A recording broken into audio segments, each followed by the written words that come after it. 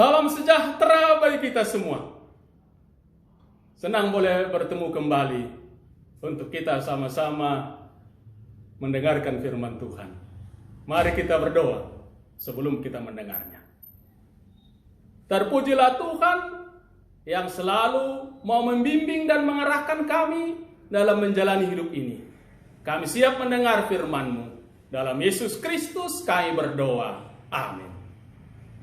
Hari ini kita akan mendengar apa yang tertulis dalam Injil Yohanes pasal yang ke-9 ayat 13 sampai 23. Firman Tuhan.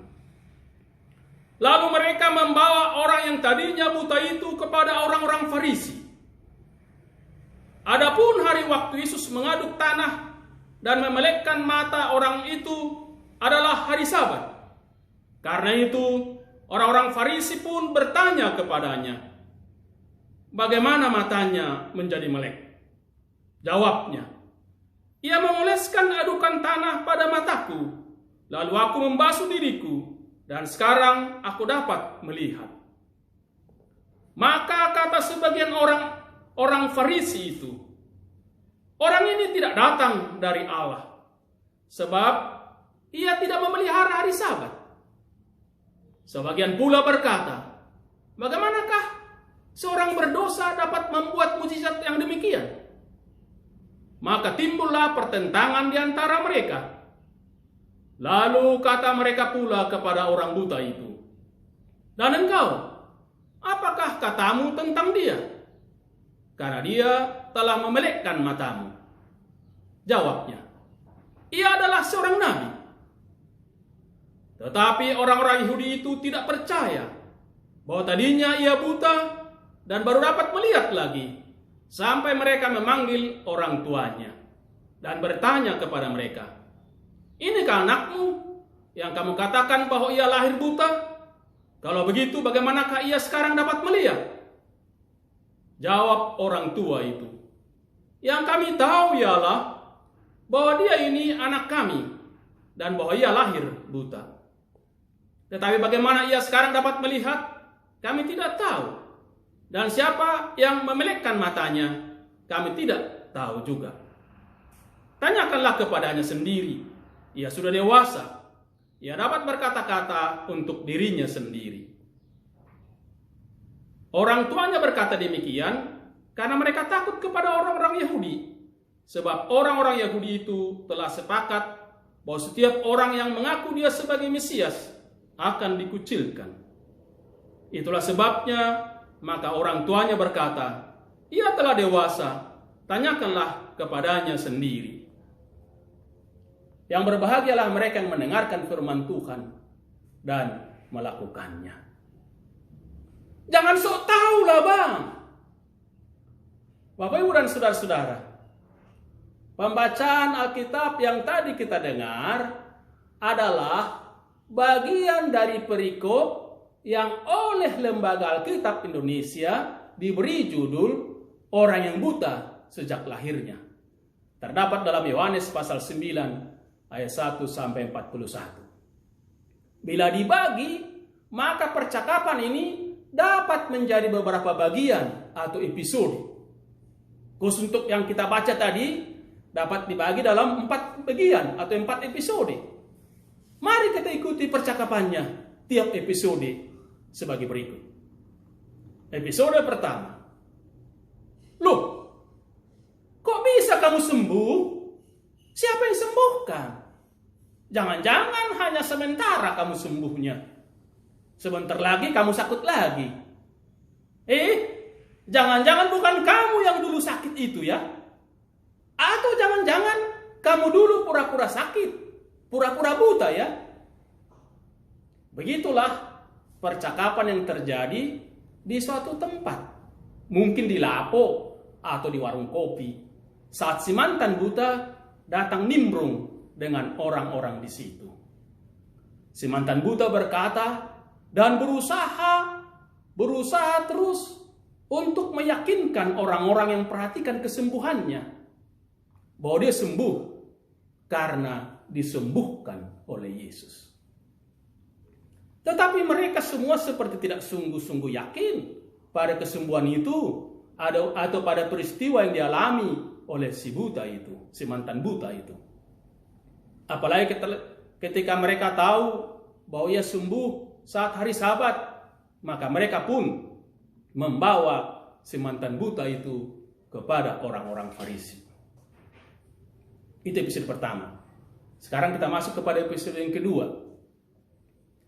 Sebagai pemegang kuasa yang dipercayakan oleh pemerintah Romawi untuk menentukan apa yang baik bagi orang Yahudi, khususnya masalah yang berhubungan dengan agama Yahudi, orang-orang Farisi kembali menanyai si mantan buta itu. Siapa yang menyembuhkanmu? Di mana disembuhkan? Bagaimana dia menyembuhkanmu? Itulah kata yang satu dan yang lain. Bagaimana kau disembuhkan? Di mana engkau disembuhkan? Gitulah kata-kata mereka.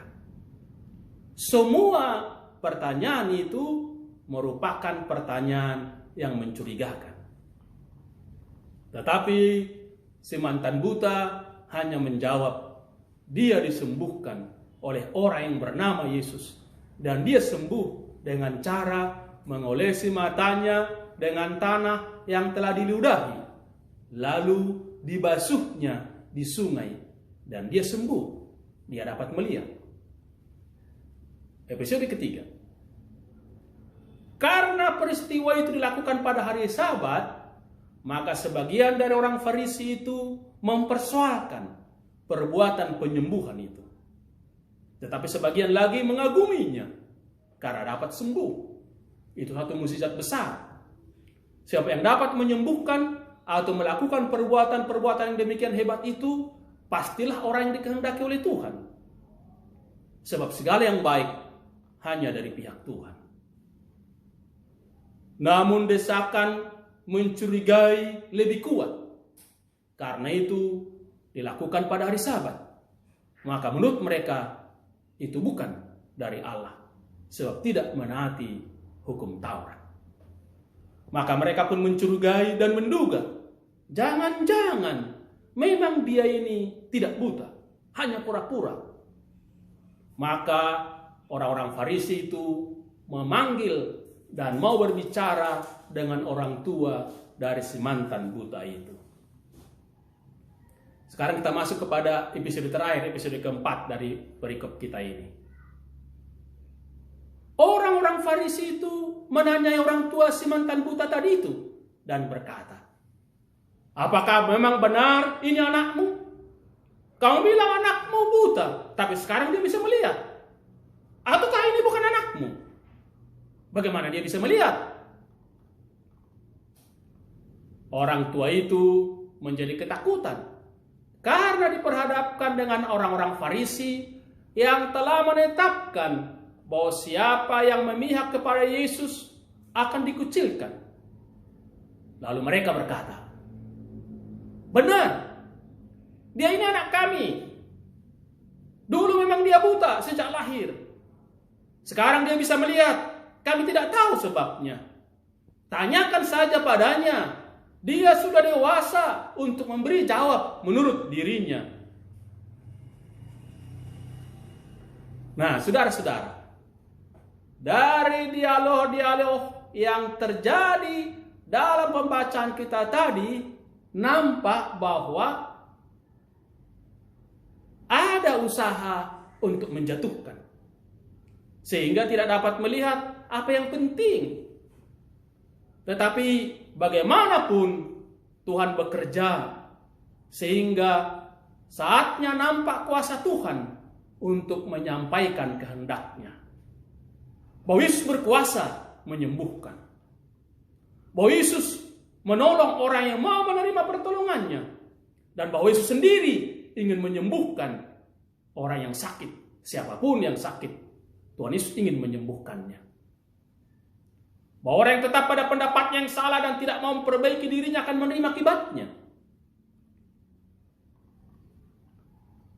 semua yang bicara hanya mau menyampaikan pendapatnya. Sok tahu, padahal tidak tahu. Maka temannya tadi, jangan sok tahu lah bang. Tetapi si mantan buta tahu siapa yang menyembuhkannya. Maka dia berkata, apa yang dialaminya. Yesus itulah yang telah menyembuhkannya. Mengapa si mantan buta tahu menyampaikan apa yang benar? Karena dia sendiri telah mengalami dan merasakannya. Saudara-saudara, apakah kita sudah merasakan pertolongan Tuhan? Apakah kita sudah merasakan kebaikan Tuhan? Kalau kita sudah merasakannya, kalau kita sudah mengalaminya, maka kita perlu meniru si mantan buta yang tetap berani mengatakan apa yang benar, walaupun menghadapi banyak yang tidak percaya, bahkan yang mengancamnya. Dia tidak takut, karena memang dia telah merasakannya. Sesungguhnya kita semua telah merasakan perbuatan baik dari Tuhan. Maka mari kita katakan yang sebenarnya tanpa takut. Maka Tuhan sendiri akan memberi hikmat kepada kita, sehingga kita tahu apa yang harus kita lakukan dalam perjalanan hidup ini. Terpujilah Tuhan. Amin. Kita berdoa. Terima kasih atas firman-Mu. Melalui peristiwa Yesus menyembuhkan, memelekkan orang yang buta, kami diingatkan untuk meniru si mantan buta, untuk memberitakan perbuatan Tuhan, walau menghadapi tantangan yang berat, karena Tuhan hadir untuk menolong. Bahwa banyak pertolongan yang kami rasakan dari Tuhan hingga saat ini, dan kami yakin ke depan pertolongan tetap ada. Bimbing kami sungguh berani mengatakan bahwa Tuhan penolong, bahwa Tuhan mau menolong setiap orang yang membutuhkan pertolongan, sehingga kami mengajak orang yang membutuhkan pertolongan supaya mendapatkan pertolongan Tuhan. Banyak terjadi masalah dalam kehidupan kami pada saat ini. Pandemi COVID-19. Banyak orang yang sakit, banyak orang yang menderita. Bimbing kami mengajak mereka, dan bimbing setiap orang yang menderita, yang susah, untuk datang mendapat pertolongan dari Tuhan. Banyak juga bencana yang terjadi. Gempa bumi, banjir, longsor, dan berbagai peristiwa lainnya. Bimbing kami percaya Engkau tetap mau menolong, mau menyertai, memberikan yang baik bagi setiap orang yang datang kepadamu.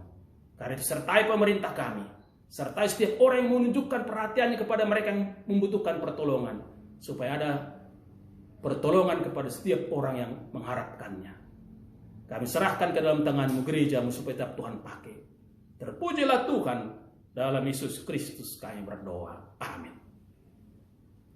Tuhan menyertai dan memberkati kita sekalian. Salam penuh kasih.